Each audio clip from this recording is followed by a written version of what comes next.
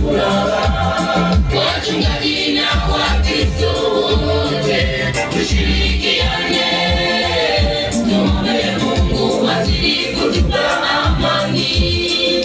Ukisikiliza redioni kila siku ni habari za vita, kila kunapokucha matukio mabaya yanaongezeka.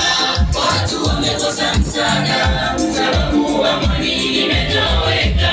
Televisheni, magazetini kila siku ni habari za vita. Nchi za wenzetu wanapigana ovyo, nchi za wenzetu wanachinjana, wanauana ovyo.